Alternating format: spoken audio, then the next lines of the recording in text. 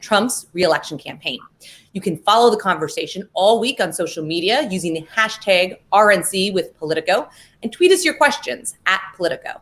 In a moment, we'll be talking to White House Chief of Staff Mark Meadows, followed by a separate interview with Kevin McLaughlin, the executive director of the National Republican Senatorial Committee. But first, here is a video message from the Blue Cross Blue Shield Association, the sponsor for this morning's Plug-in with Playbook interview with White House Chief of Staff Mark Meadows. Please welcome Justine Handelman, Senior Vice President in the Office of Policy and Representation at Blue Cross Blue Shield Association, and Dr. Roberta Kapp, the Medical Director of Clinical Innovations and Operations and Interim Head of Behavioral Health, Blue Cross Blue Shield of North Carolina.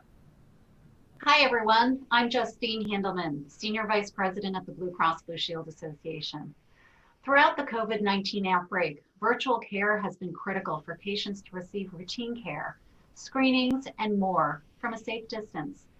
Thankfully, the healthcare community already had telehealth capabilities in place, which made it easy to transition many medical appointments online so quickly. And people were happy to make the change. Commercial insurance claims for telemedicine increased more than 8,000% in April 2020 compared to April 2019. And CMS has also seen a significant increase in telehealth use among Medicare beneficiaries. Now, we are working to take virtual care beyond the COVID crisis. All 36 Blue Cross Blue Shield companies have signed on to the administration's pledge to embrace technology to advance America's health. And we've partnered with 12 organizations representing healthcare, IT, and consumers on a white paper outlining steps policymakers need to take to turn virtual care into an accessible solution for all Americans. And with me today to discuss virtual care is Dr. Roberta Kapp, Medical Director of Clinical Innovations and Operations and Interim Head of Behavioral Health for Blue Cross Blue Shield of North Carolina. Dr. Kapp, what have you seen in virtual care in North Carolina during the pandemic that is most noteworthy? Thank you, Justine. I would say what we have seen that's most noteworthy is in our behavioral health space and the utilization of virtual health in that space. When I say behavioral health, I mean mental illness and substance use disorder. What we have seen is about 50%, 50, of all behavioral health visits are happening through telehealth or virtually. And what we have heard from our providers is that the no-show rates have decreased from 30% to 10%. And that really says to us that both patients and providers are leveraging this technology to be able to receive services and provide services during a time in which we have been asked to socially isolate. And to care for substance use disorder has been critical during this time as well. And thankfully, through the lift in restrictions of the Ryan-Hyatt Act, we have been able to provide substance use disorder care virtually as well. And we have been in conversations with our substance use disorder provider partners. They have mentioned that they have gone from 10% to 90% in virtual care visits and have really been creative in how they're engaging with members during this time, doing drug screens virtually, etc. So we're all in this together, and because of the success of our virtual care policy, we have actually extended our policy through the end of 2020. Wow, that is really quite a jump. Would you say there are barriers that still exist, though, to expanding services further? I know that healthcare systems have had some challenges in sharing information across physicians, hospitals, laboratories, and others in the system. Yes, data sharing is definitely a challenge and a concern. I mean, when you think of it as we take care of patients in a holistic way, being able to share data is very important. And sometimes even within a particular health system, data sharing can be a challenge. And as we think about new technologies, especially in the virtual care space, we have to be mindful about HIPAA and not to breach any patient safety related to HIPAA, the Health Insurance Portability and Accountability Act. What about access? Because we know that virtual care can help expand access, but not everyone has the technology or the internet access or the know-how to do a telehealth visit. So how do you overcome that? Great question. Access can be a challenge for some patients and providers. And I would say that in North Carolina in particular, 80 out of 100 counties are located in non-urban areas. So when you think about rural access, it's really important.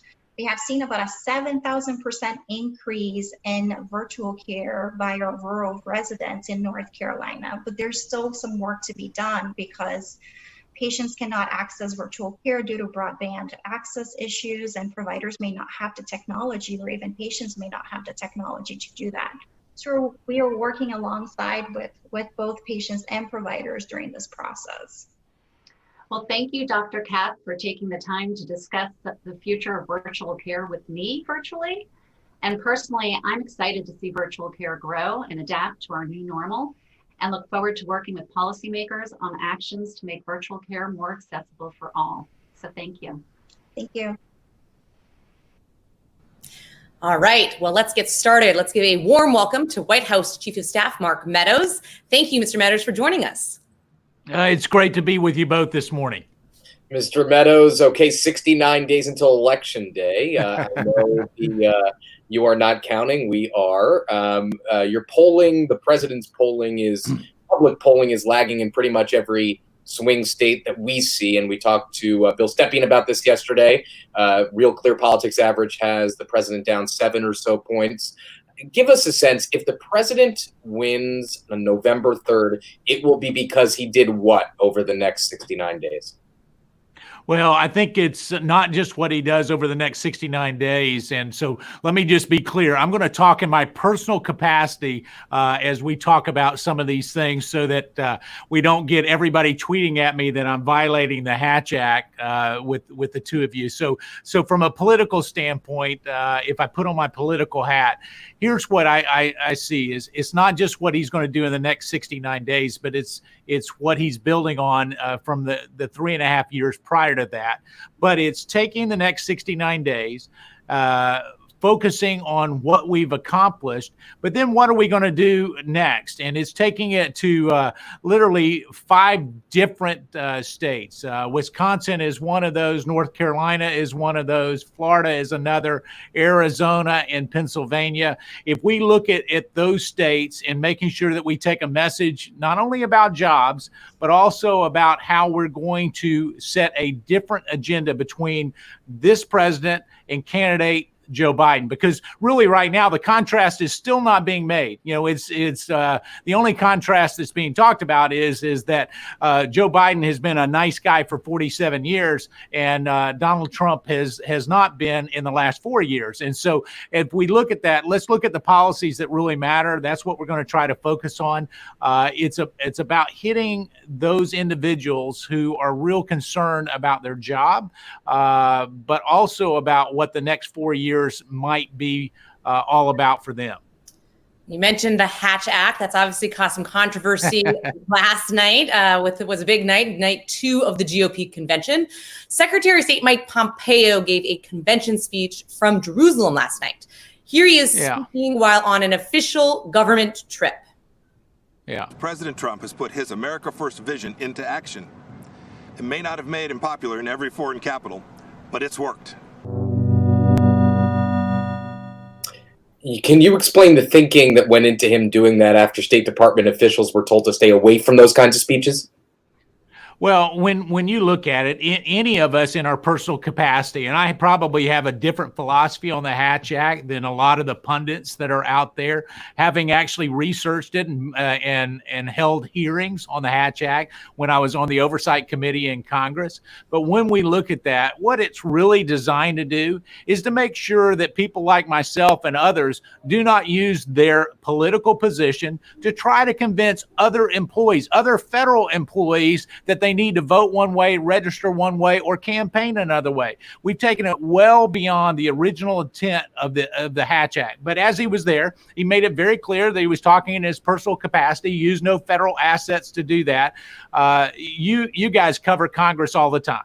When you look at this, can they campaign from their official office? Absolutely not. But we also know that those lines are blurred anytime that they're in the speaker's lobby where the two of you may be asking them questions. You ask political questions all the time, so they would be violating certain ethical concerns on Capitol Hill. But here's what I can tell you, is that when you look at official acts and whether it's the naturalization process that went through where you had 5 new citizens being sworn in or the pardon, there are a couple of things that you can do to make sure that you're in compliance with the Hatch Act. But for the vast majority, and I think Jake, you may and Anna, you may have pointed that out in Playbook this morning. Nobody outside of the Beltway really cares. They expect that Donald Trump is going to promote Republican values, and they would expect that Barack Obama, when he was office, that he would do the same for Democrats. And so, listen, this is a lot of hoopla that's being made about things, mainly because the convention has been so unbelievably successful. Well, we did write that this morning. I just want to make sure, because I think it might have been taken out of context a little bit in the sense of. I may have just reframed it. I may have reframed it a little bit. I don't know that I took it out of context. I'm just reframing it for you. All right.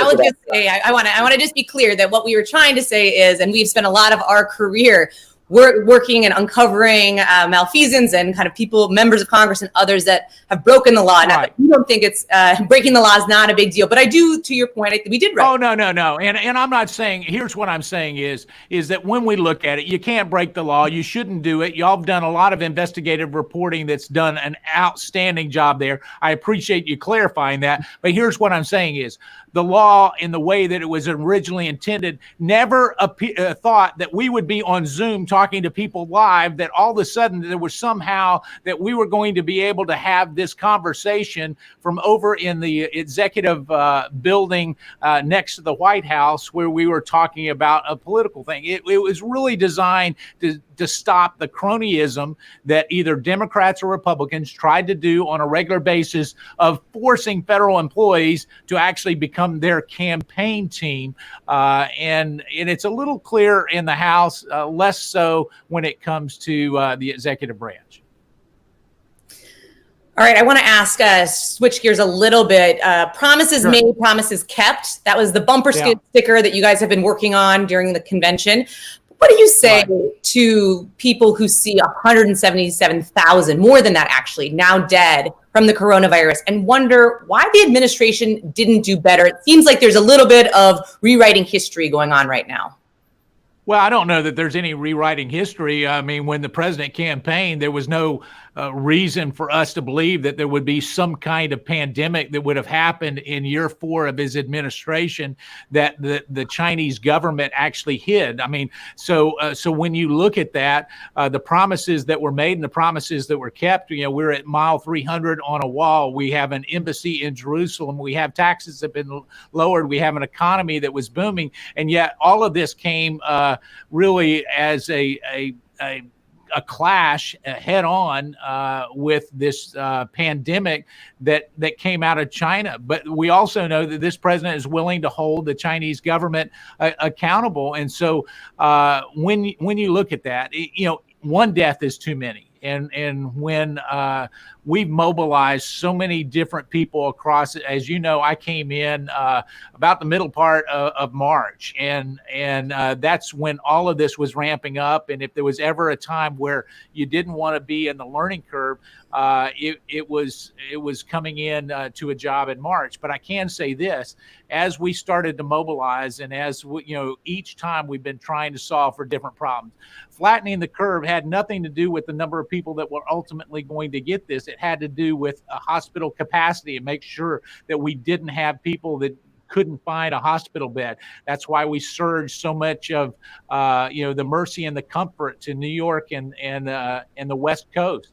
And when we look at the hospital capacity, building hospitals, building ventilators, additional testing, I think as you look back, you will start to see that there's a number of platforms that can be built upon for the next administration and the ones to follow. For example, we're about to make some new announcements as it relates to testing. Some of these testing platforms that we're going to have there will not only be able to test for the coronavirus, but hopefully for flu or any other potential contagious infectious disease that we have, so that at the next time that we actually have the equipment there, it becomes more an analysis of the particular virus and how we test for it, instead of trying to create an entire system.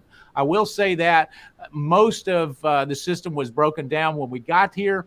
And that's not to put a blame on any previous administration. I'm just saying that we did not have really the backbone to be able to handle the pandemic. And so it's putting that in. I think part of the next 4 years you'll see is a build on of that, bringing supply chains back from China and other places to make sure that we can do that in a very effective way. Some of the lessons we've learned have been very, very troubling, and hopefully we'll be able to handle that going forward. The trend lines are actually looking real good. I looked at those this morning, and as the cases are coming down, it appears the death tolls are coming down. But as you know, whether it's 177,000 or whether it's one, you want to make sure that the federal government is there to be able to address that.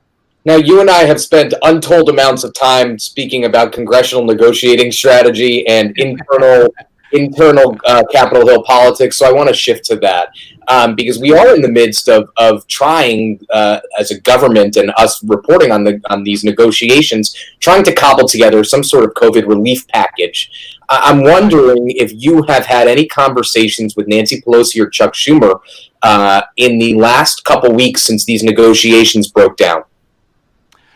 We haven't. As you reported, I think that Secretary Mnuchin reached out to Speaker Pelosi.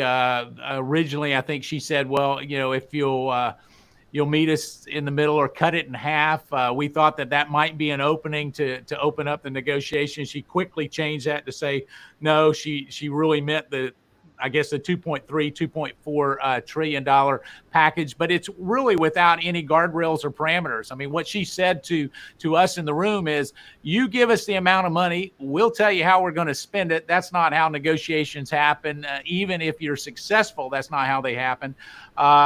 We've reached out. I actually had my staff reach out again yesterday to Speaker Pelosi's chief of staff to say that we haven't heard anything from her, and so I don't anticipate that we'll actually get a phone call. I probably have had more, not only good conversations, but very productive conversations with Democrats on Capitol Hill, both on the Senate side and the House side, probably more on the House side, just because I know a lot more of my former colleagues.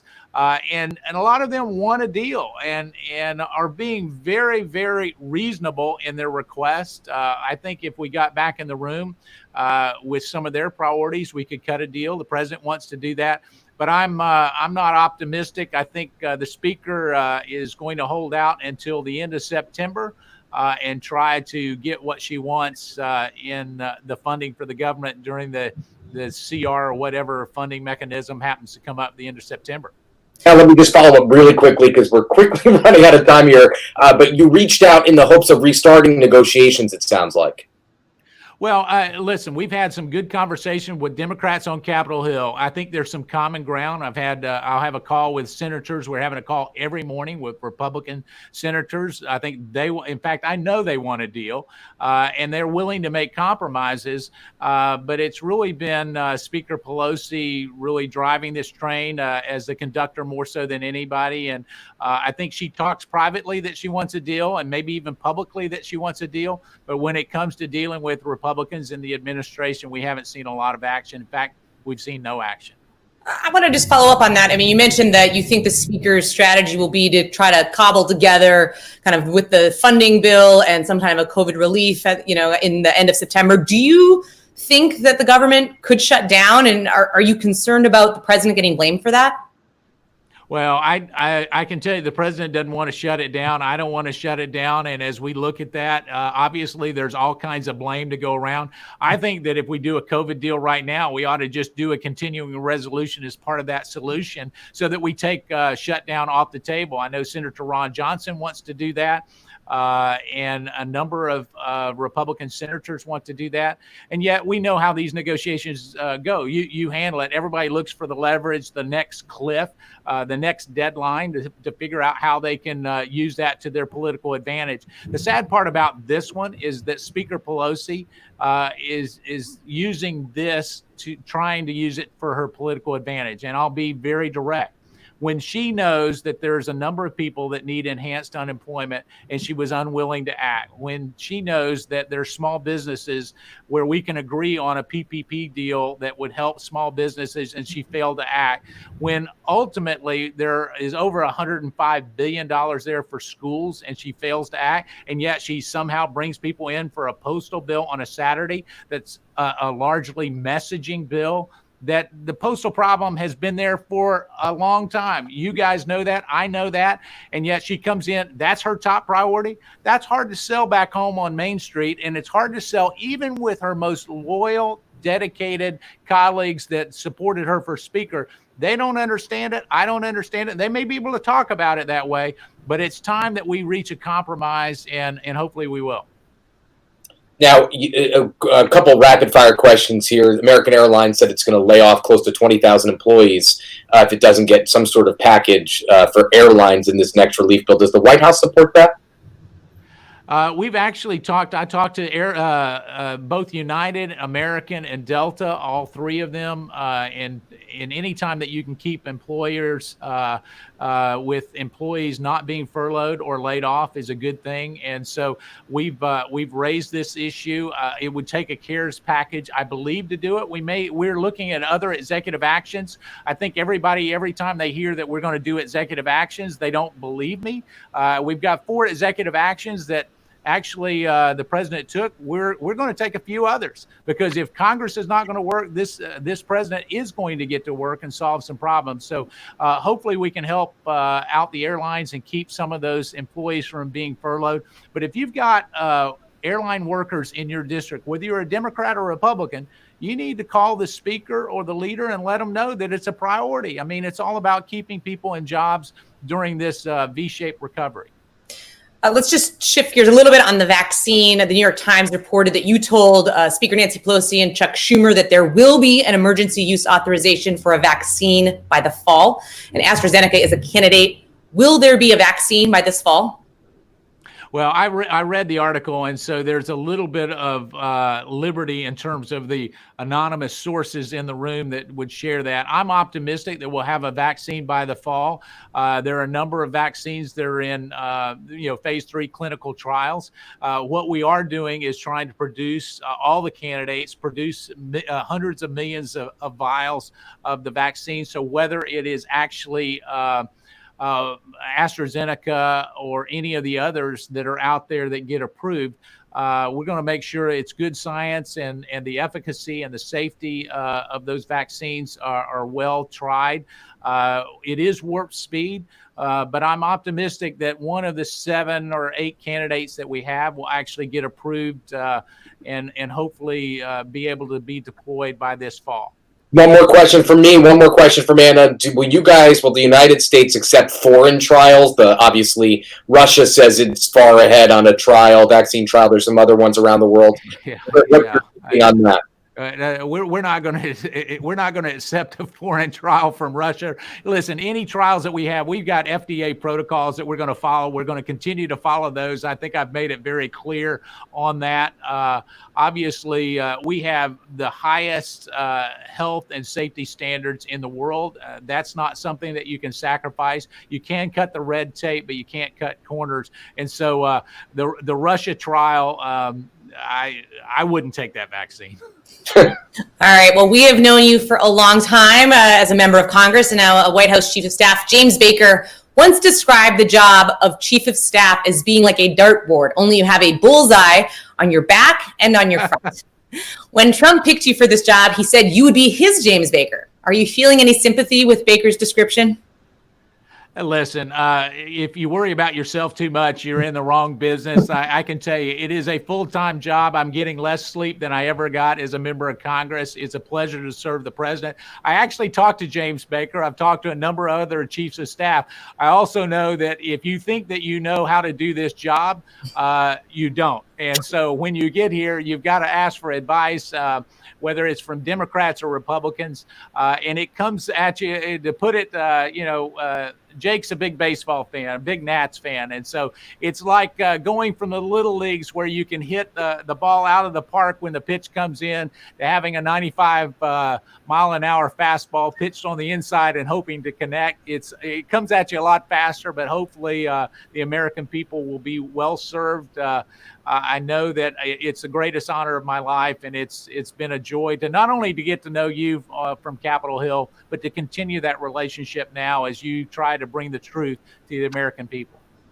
All right. Well, thank you so much, Mr. Meadows, for being with us this morning. I'm sure on what is a very busy day. Plug In with Playbook continues in just a moment with our second guest, Kevin McLaughlin, Executive Director of the National Republican Senatorial Committee. Thank you both. Thanks, Mr. Meadows.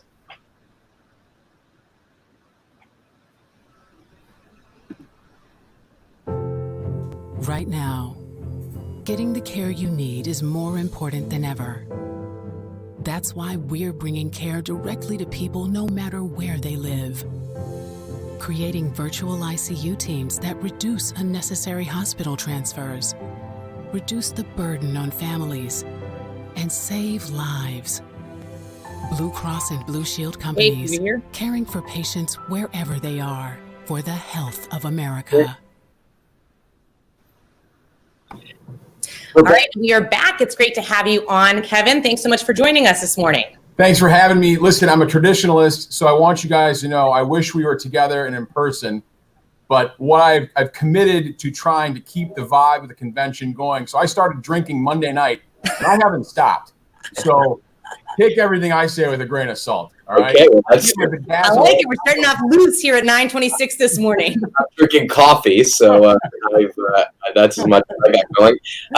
Kevin, you are in charge of a quite fervent fight right now for battle of control of the Senate as executive director of the NRSC. I'm curious what you think at this moment is the biggest misconception about Republicans' position as you guys battle for control here. I appreciate it. You know, the thing is, I think everyone, as I've watched handicappers move these races and downgrade them for us, I think they're really missing the underlying data in all these races. They're all close. I'm not going to sit here and try to tell you, they're totally off. But I think that trying to extrapolate out in the middle of a global pandemic with unemployment at 10% and people just really, really nervous and trying to say, this race is being downgraded now in the middle of all this stuff going on. I mean, there's an asteroid coming for Earth, for God's sakes, and it's going to hit us on November 2nd. I literally been talking about this, guys, by the way, for a month and a half, and no one seemed to care, and everyone's dialed in. This is the one that scares me the most. But I just think it's these races are really close, and people aren't dialed in yet. Spending is really just starting, and so it's going to be a wild 60, 69, 70 days. I mean, you mentioned obviously folks are nervous. We're in a recession. There's kind of no end in sight for the coronavirus. Much of the data shows your incumbents trailing so far. Whether it's Martha McSally in Arizona, Cory Gardner in Colorado, Susan Collins in Maine, Tom Tillis in North Carolina. Can you make the case that things are going to be better for Republicans between now and Election Day? And what would that case be? Well, no doubt. And listen, I'm not going to sit here. We only have a little bit of time. I'm not going to debate public polls, but my internal data is a lot different. And it shows that all these races at the very least are jump balls at the very least, which given all the atmospherics, I'll take it every day of the week and twice on Sunday. Okay. I mean, I feel really, really strong about our starting position going in the final stretch here. And I just think that all of our candidates, we are at spending parity currently going in. So that is someplace we haven't been. In 2018, we were outspent by $144 million in Senate races, and we won. So I feel strong about where we sit and where we're going. Now, Joni Ernst is the only competitive Republican speaking at the convention. Obviously, a different convention than years past. Although you're still imbibing, as you've let us know. How do you explain that? I mean, how do you explain that there are senators up in red seats around the country that are not speaking? I mean, what should we take away from that? Well, I think that every single senator, to my knowledge, is participating at some level or another. It's just been a different type of convention. And so I don't think we should read too much into it. And I think that all of our folks are committed to working on a unified ticket. There is no question about that. And I think that strength is in unity. Politics is about addition, not subtraction. And so I have seen, we have worked great with the Trump campaign and vice versa. I hope they say the same thing.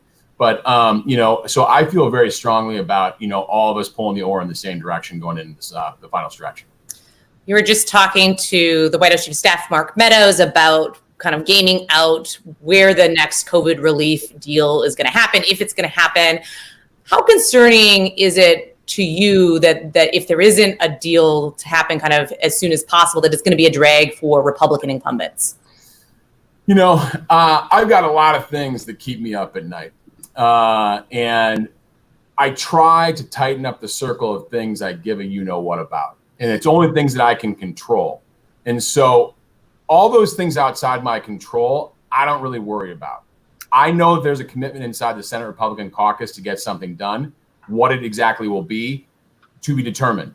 But I do think that I will tell you in our polling, overwhelmingly, even still today, in swing states, in purple and blue states, voters, independents, all voters overwhelmingly have a very, very positive opinion of the CARES Act. The CARES Act and what was done very rapidly, unanimously, was very well received. 80-90% approval by voters. I don't have any issues like that ever. So I think it's conspicuous that we are running on it. Our candidates you've seen up in Maine, Susan Collins has ads running on what was done. Democrats are actually running ads attacking the CARES Act that passed unanimously in the United States Senate. It's really disingenuous, and I think it's a mistake on Democrats' parts to be attacking a bill that passed unanimously and has 80% approval.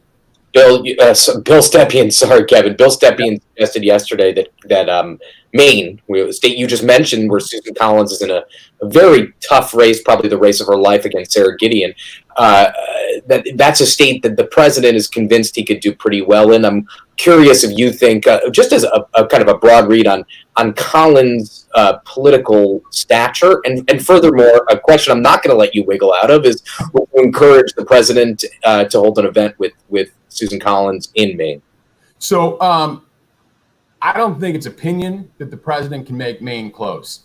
In 2008, Barack Obama won Maine by 17 points. In 2016, the president lost it by 3.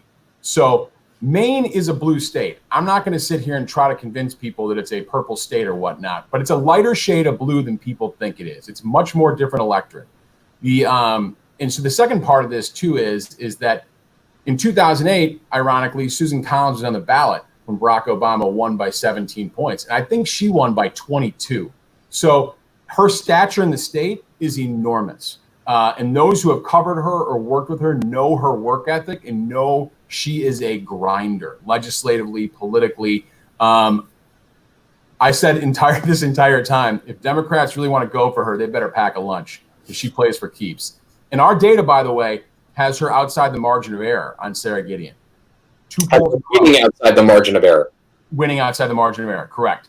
So, and you would encourage her to appear alongside President Trump in that state? I would encourage her. I'm not going to tell Susan Collins how to win in Maine, quite candidly. And that's not a weasel out. I'm just telling you unequivocally, if you've ever talked to Susan Collins and tried to tell her to do something, I think you know how that turned out. She knows that state backwards and forwards. And I mean, trying to tell her or convince her to do something, not that she won't do it, I'm just saying, trying to say this is how you should do it in Maine, I would encourage you to have that conversation first and report back to me how it goes. We'll let you know how that goes. Well, yeah. You are a proud Minnesotan. I went to college there, know the state well. The Trump campaign says it can win in Minnesota. Yeah. What percentage chance do you give Trump of actually winning there? I think it's an uphill climb. But he has shown that he has appeal there. Obviously, it was a lot closer as a lifelong Minnesotan, and I just love the place. I love all my friends there, my family, and I talk to them often. It's a mixed bag about how people feel about the presidential there right now. I think it's a heavy lift, but the president and his team have done something that I haven't done before. So, there's a reason for them to be optimistic about it. There's also so much unrest there right now and so much stuff going on that it's a really hard place to get a read on.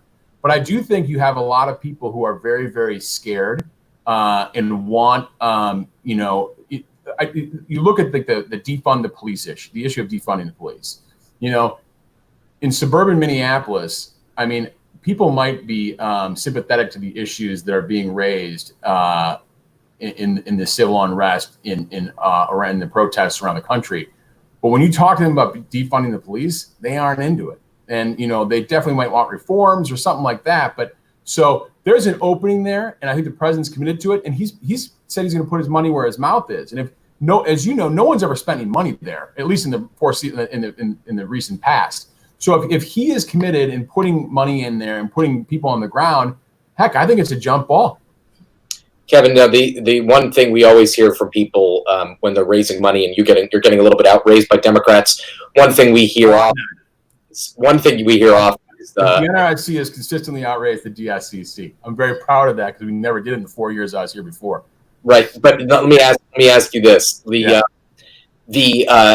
one thing we always hear is that Republicans or Democrats, whoever is trying to keep control of the chamber, oftentimes says, "Listen, you need us to keep a check on whoever's in the White House or keep a check on whoever comes into power." Now, I'm curious what your pitch is to donors right now as you sit here on 69 days away from Election Day.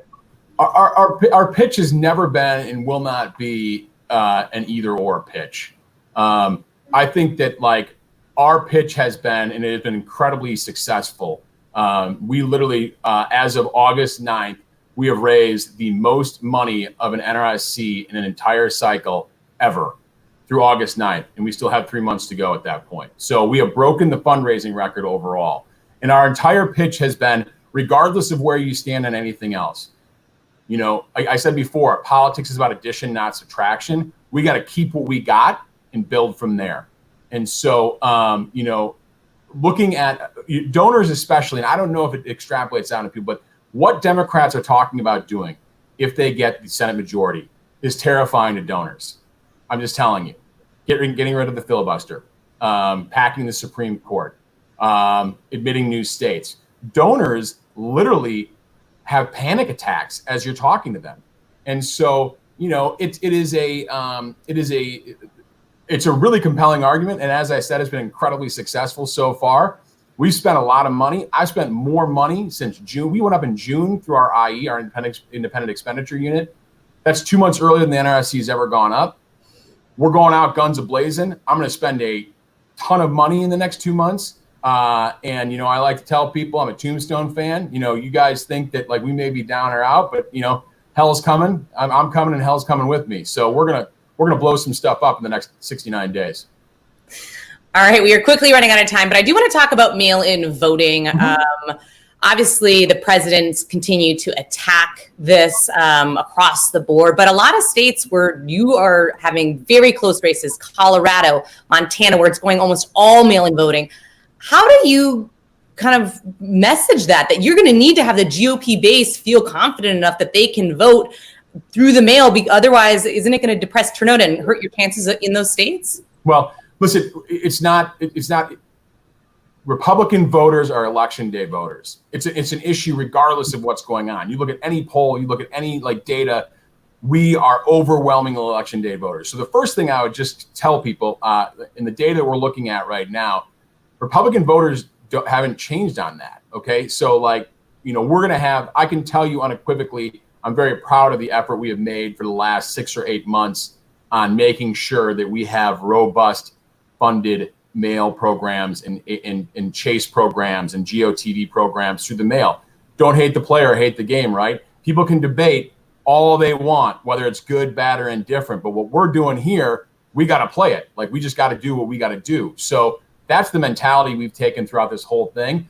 But you're going to see, as you have in the past, you're going to see the early ballots coming in, and it's going to be better for Democrats than it is for Republicans. And that's not a pandemic thing. That's the way it always is, you know? And so we will be committed to it. We will be very aggressive in it. But we also have to be very aggressive. Our job just got a little tougher. It is what it is. I work for a Marine. Todd Young, our chairman, Senator Young, is a Marine.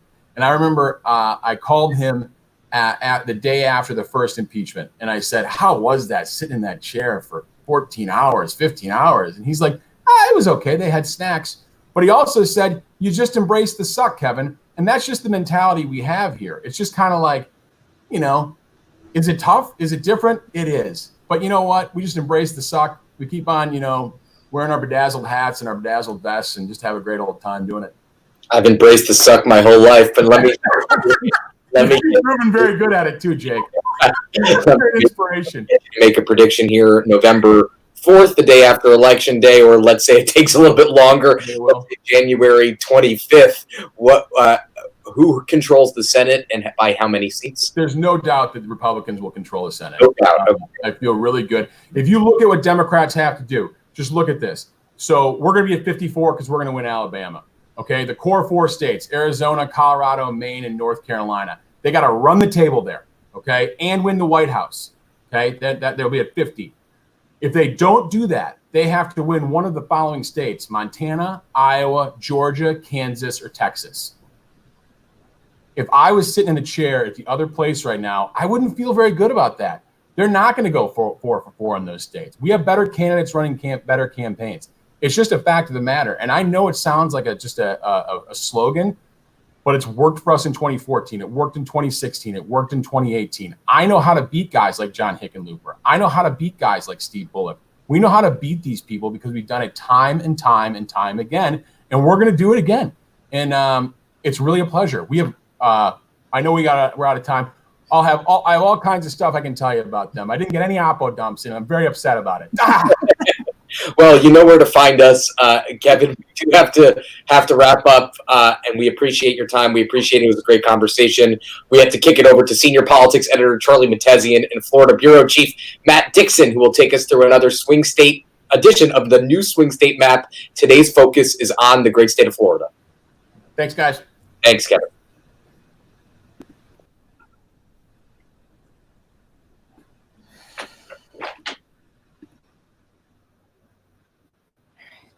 The electoral map has changed quite a bit thanks to the architecture of President Trump's 2016 victory, and we're here to talk about one of the key states today. I'm joined by my colleague, Politico Florida bureau chief Matt Dixon, to explore the new swing states map that will shape the 2020 presidential outcome. Throughout the 2 political conventions, we'll take a look at a total of 6 states that are at the heart of the electoral map that Donald Trump has reshaped. That's right. Today we're going to look at one of those states, Florida, the nation's biggest swing state. I've covered politics here for 12 years, and I'm currently the co-author of Florida Playbook.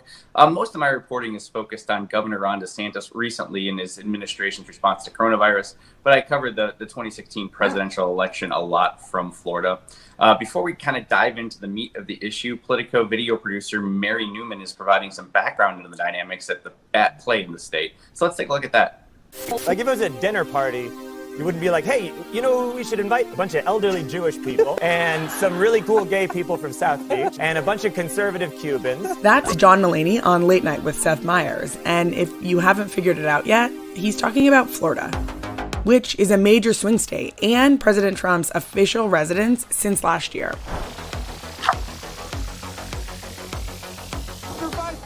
Did you win the election, sir? Florida has quite the reputation, both in politics and in pop culture. Their demographics are wide-ranging, particularly with Hispanic and Latino populations. 1 out of every 10 Latinos in the United States lives in Florida. The largest communities within that population are Cuban, Colombian, Mexican, Dominican, Guatemalan, and Puerto Rican. Like many racial minority groups, the Latino vote is grossly oversimplified. Florida's population alone proves that they're not a monolith.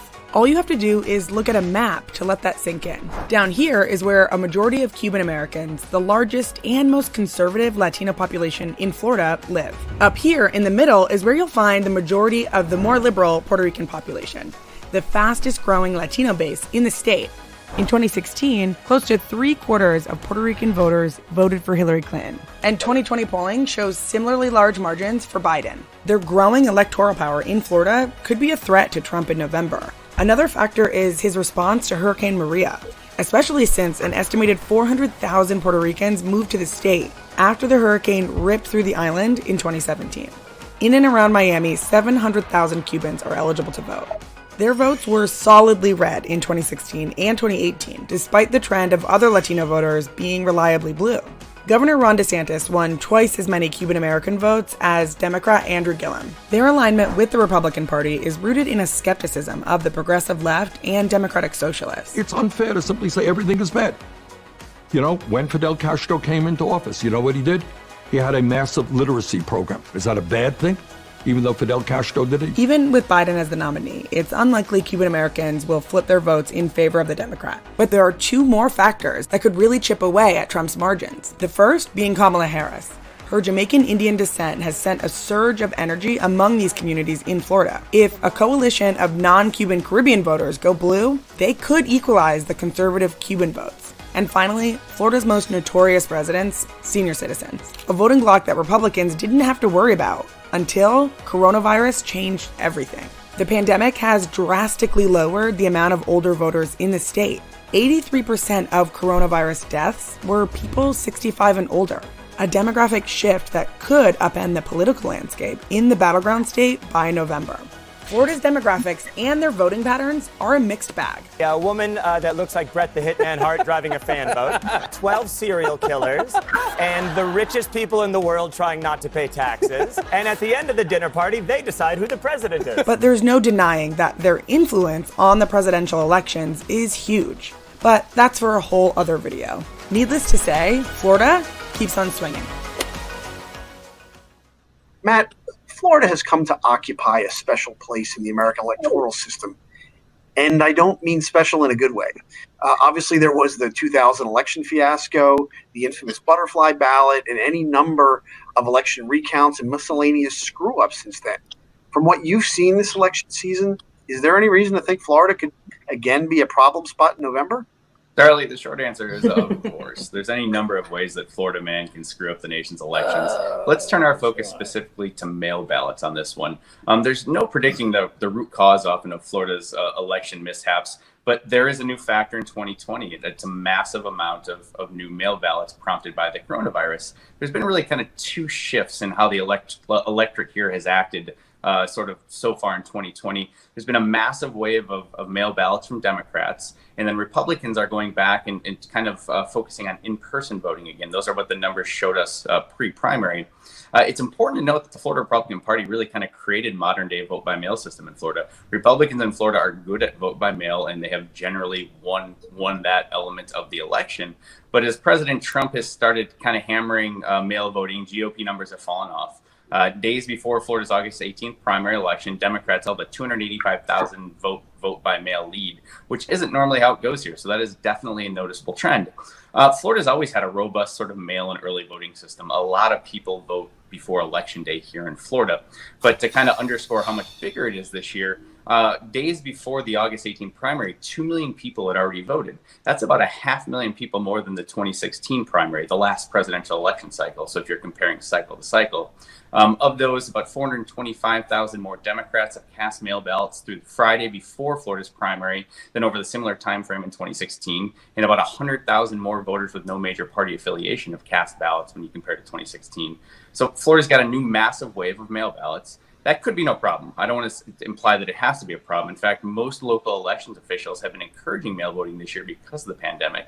And in many of the largest counties, the local elections officials have sent vote registration forms to almost every registered voter in the county. But it does add a huge unknown variable. As we've seen in New York, where mail ballots were counted for weeks after that state's primary, the change can be a problem. It doesn't necessarily spell fraud, as some would like to imply, but it does spell new complications. It can even be further complicated by the fact that, as you noted, Florida doesn't exactly have the best track record with recounts. There's no statewide race on the ballot this year, so that's helpful. But there are key congressional and legislative primaries that could prompt close votes. So, I mean, essentially, even if everything goes perfectly, let's be honest, it's Florida. Let's prepare for a long night. Well, Florida has been especially hard hit by the pandemic, as you know, whether you're talking about the human toll or the economic impact of COVID-19. Obviously, that's going to affect the election environment. So I'm wondering, what kind of effect do you think it might have on the election dynamics in November? Well, Florida's a global hotspot, and as it turns out, its voters have noticed.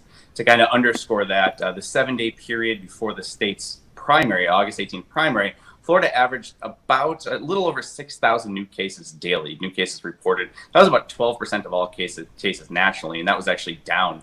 At one point in July, through the heart of summer, there was 10,000 new cases a day for weeks and a positivity rate above 10%. So things have gotten a lot of national attention. Things have deteriorated from that front. But the huge public health disaster is starting to show up in public polling. Biden has, on average, a 5 or 6 point lead.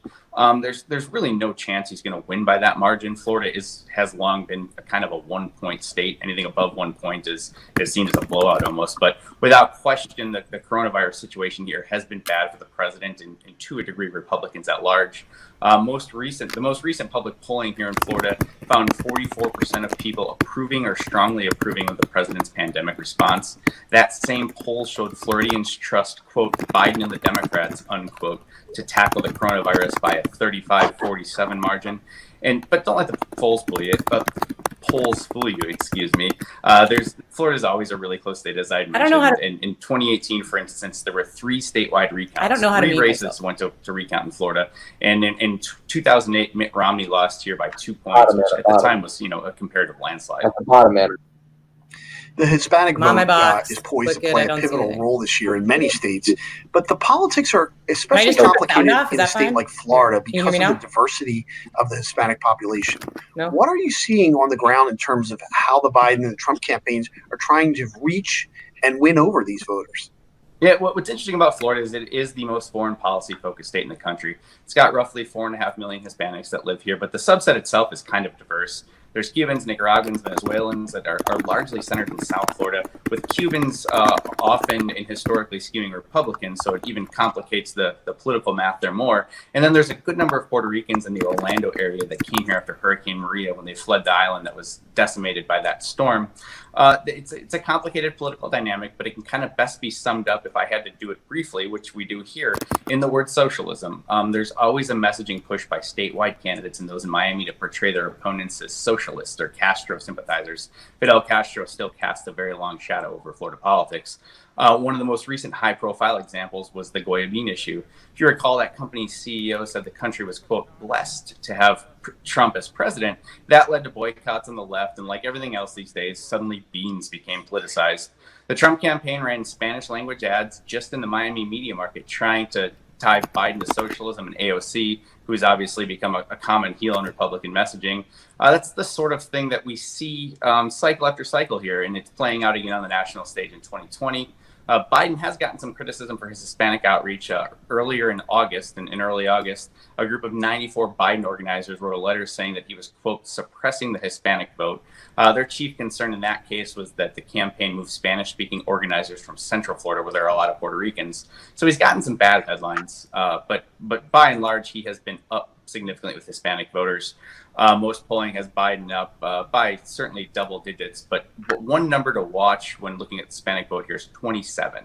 That's how many points Clinton beat Trump by with Hispanic voters in Florida in 2016. Trump obviously won the state, but public polling has him weaker in some other areas of the state where he did exceptionally well in 2016. So if Biden's around that Clinton level, I think his team's going to be very happy.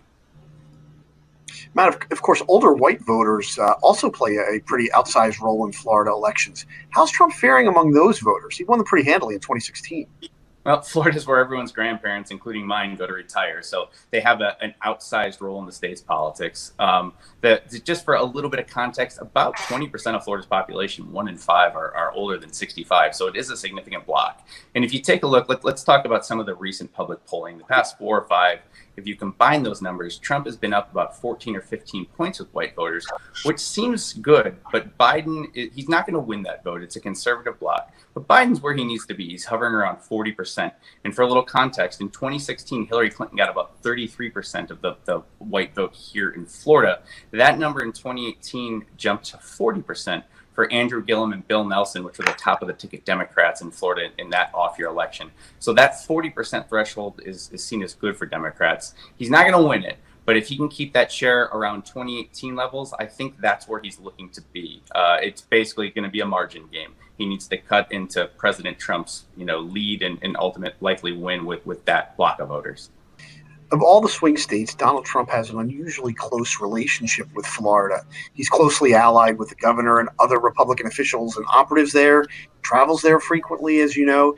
He even changed his residence to Mar-a-Lago so that now he's officially a registered Florida voter.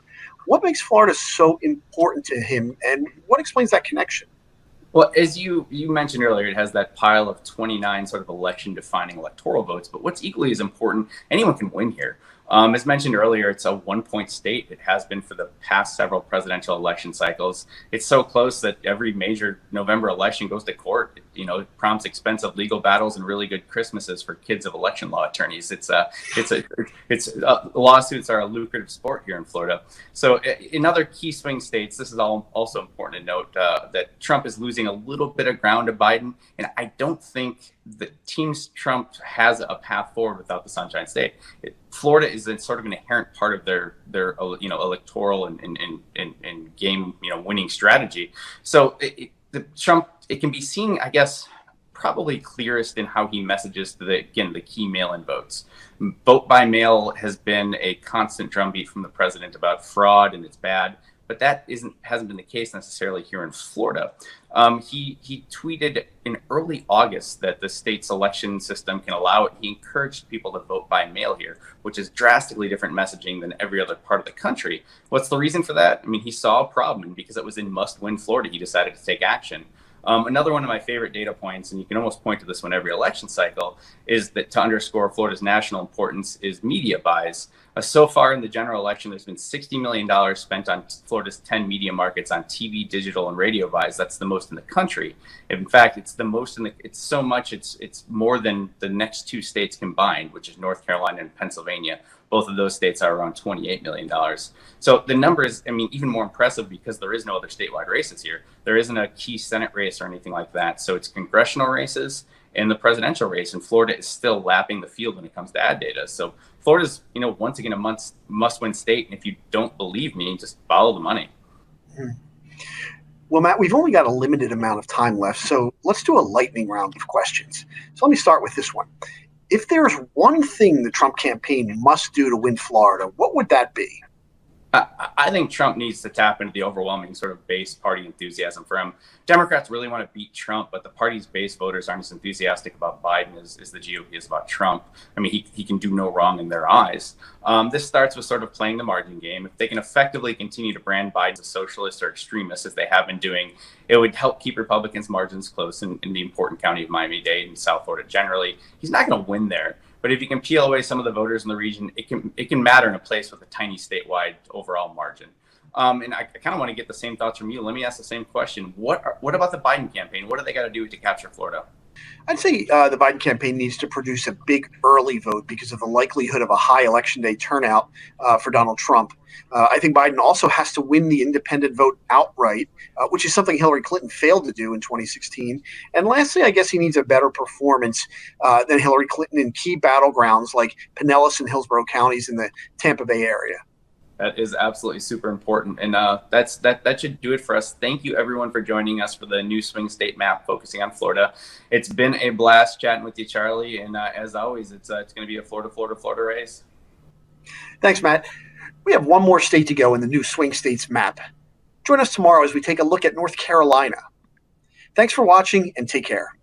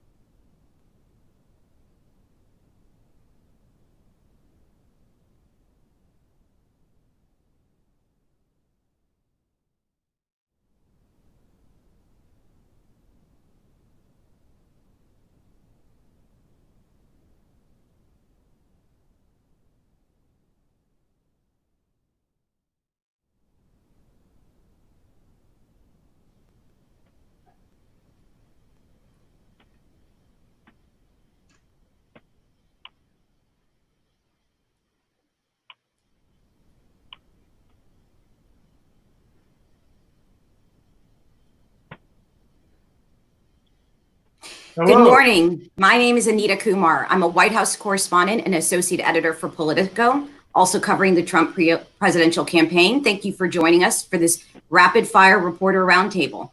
I'm teaming up with my colleagues, Gabby Orr, White House reporter, Tim Alberta, chief political correspondent, and national political reporter Alex Eisenstadt, to share some of our reporting notes on the latest developments in the Trump re-election campaign and the most significant issues driving the 2020 election cycle. You can follow us, follow the conversation on social media using the hashtag RNC with Politico, and tweet us your questions at Politico. So let's go ahead and get started. First question: President Trump considers himself a television expert. He was critical of the show that the Democrats put on last week. How does this week compare to last week? Does it live up to his standards? Alex, you've been covering how the convention came about. What do you think? Yeah, talking to folks in the White House, they're pleased with how things have gone so far. They only had really a month to prepare. Trump, of course, blew up their plans for an in-person convention about a month ago. And so all things considered, I think they're pretty pleased with how things look so far halfway through. Abby?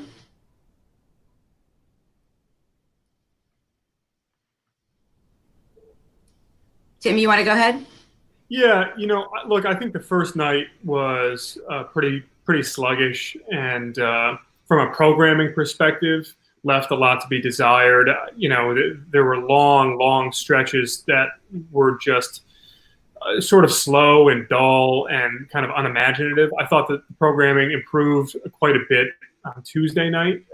There were more segments that obviously got beyond just speeches from a lectern from ordinary Americans that don't really hold your attention. But they had the vice president speaking with people. They had the president himself overseeing a naturalization ceremony, and then also issuing a presidential pardon, which is something we've never seen before, obviously in prime time. So I thought that from a show running perspective, Tuesday night was much sharper, much more compelling than Monday night was to your average viewer.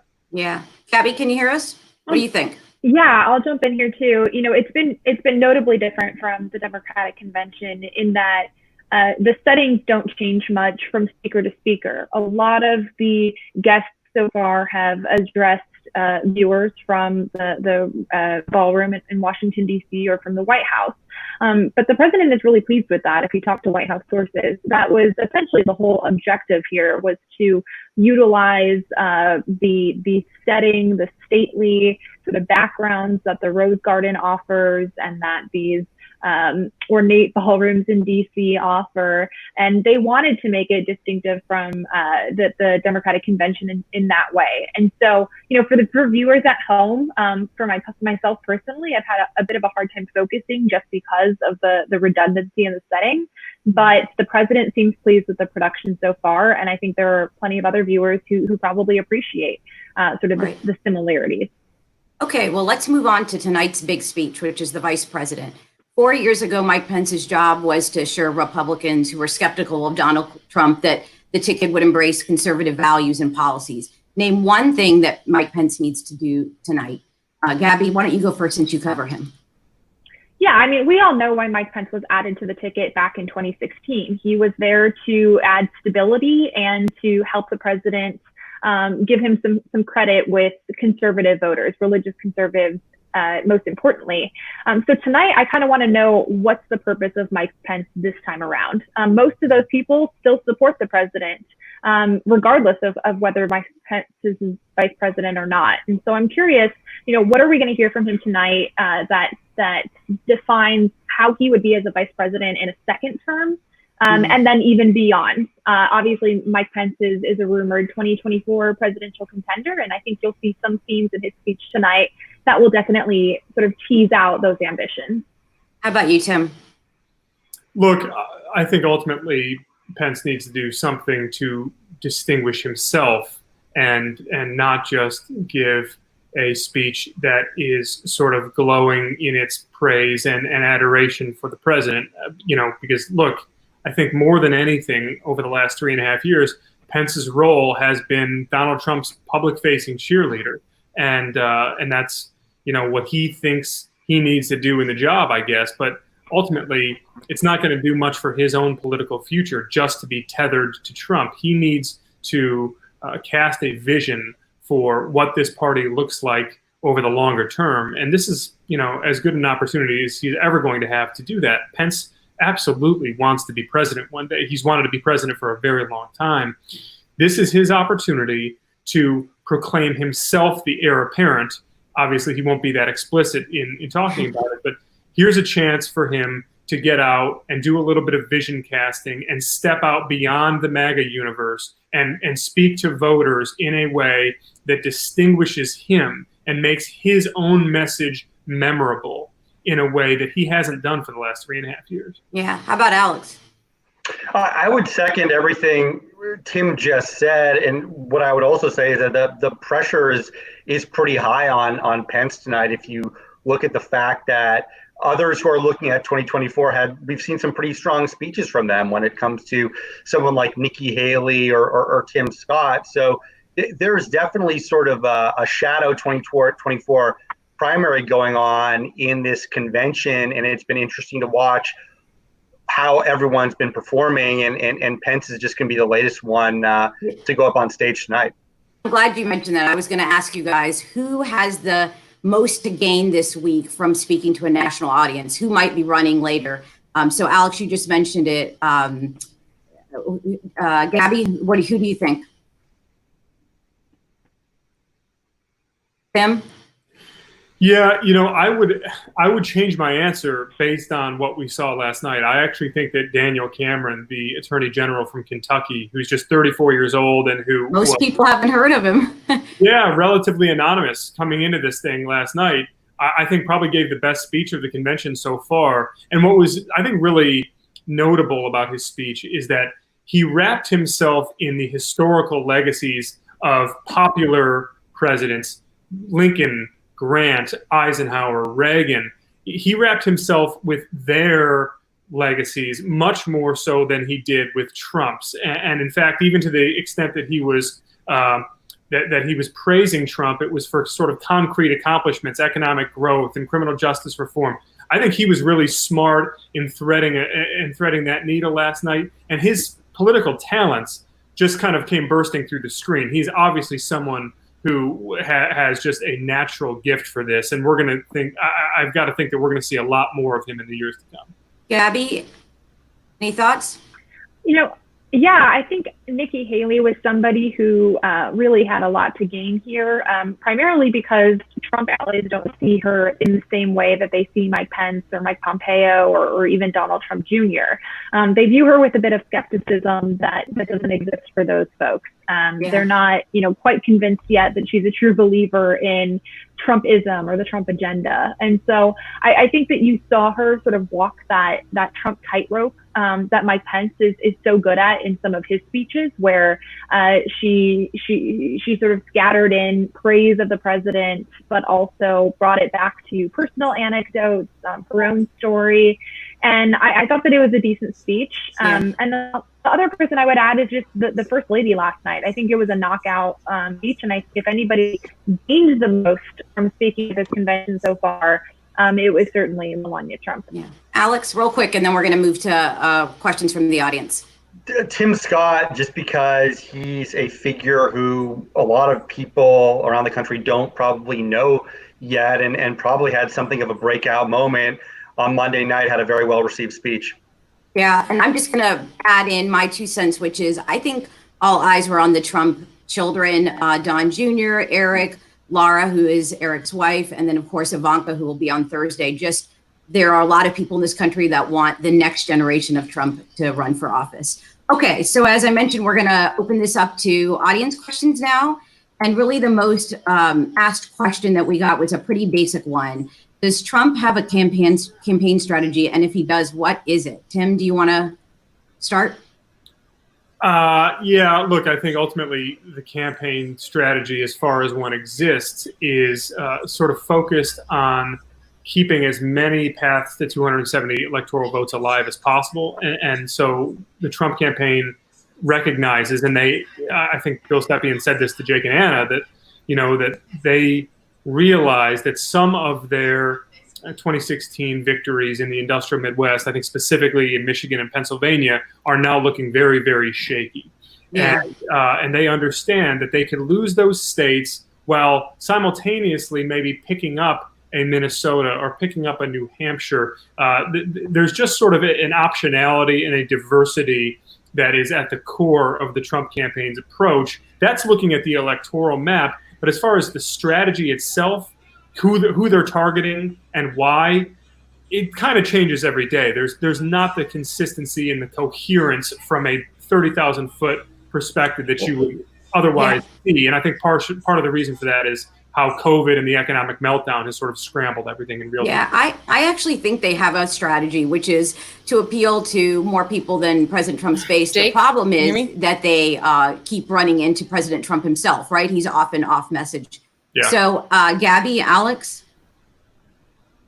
Gabby, you want to go ahead? I think there's conflicting strategies, and I think the convention has made that extremely evident. If you look at some of the speakers that we've had, you can see the strategy that Jared Kushner and others are pushing inside the campaign, which is to grow the president's support with non-conventional, non-traditional Republican voters to sort of expand the tent of the party. But then if you look at some of the other speakers, it's a base-centric strategy. They are throwing red meat to the Trump base in a way that will alienate the same voters that Jared Kushner wants to bring in. And so there is a lot of tension there, and I've certainly seen that over the course of the past 2 nights. Okay. Alex? Real quick, because we're running out of time.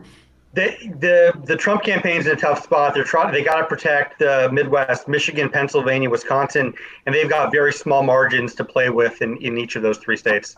Great. Well, like I mentioned, we are running out of time. I'm going to get to one more, which is let's turn to the electoral map. Just quickly name one state that would surprise us this time around. So either President Trump's going to win it and he lost it last time, or he's going to lose it and he won it last time. Tim, let's start with you. You're the only one of us that lives outside the DC bubble.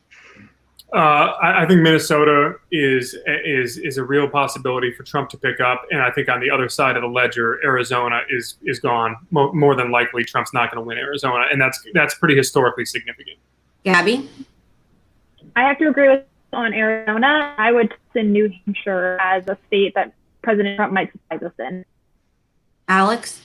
Keep an eye on Arizona and Georgia as traditionally red states that are on the map this time for sure. That's a lot of states still in flux, I think, at this point. So we just have a couple of minutes left. I'm going to try really hard to squeeze in 2 last questions. So you got to be super fast. So we got a question, and this is something I hear all the time, is why is Trump attacking Biden for being too liberal when he's actually one of more of the moderates? You think that's sticking, Alex? Is that an attack that's sticking? It's going to be a tough attack to make it stick just because Biden's been around for almost 5 decades. People don't really see him as a liberal. So to try to turn him into one right now, it's a tough thing to do. But the Trump people have to figure out some way to take him down. Abby? Abby, do you think anything's sticking that they're doing? I think it became a more effective attack the minute that Joe Biden added Kamala Harris to their ticket. Tim? I don't think the Trump world knows how they want to define Biden. Every day it's something different. This is the most undisciplined messaging campaign we've ever seen from a presidential effort. It's so I have no idea. I love how you said that. That's sort of what people think so much about President Trump. We don't really know sometimes. Well, thank you all for joining. Before we wrap up, I'm going to ask you guys to go around this virtual roundtable one more time and have everyone answer pretty much a yes or no question to this. So do you think we will know who the next president will be on the day after the election? So just a few hours later, or is it going to be clear who it is? Gabby? If it's a landslide, if it's a selection, absolutely not. Tim? I don't think we'll know, but I think we'll probably have a pretty good idea. Alex? Unlikely. Yeah, I'm with Alex on this one. I don't think we're going to know. And one of those reasons is because so many ballots are going to be coming in through the mail that they won't have counted them yet. Well, thanks everyone for tuning into this Reporters Roundtable focused on the Trump campaign. Now let's turn it back over to Jake and Anna.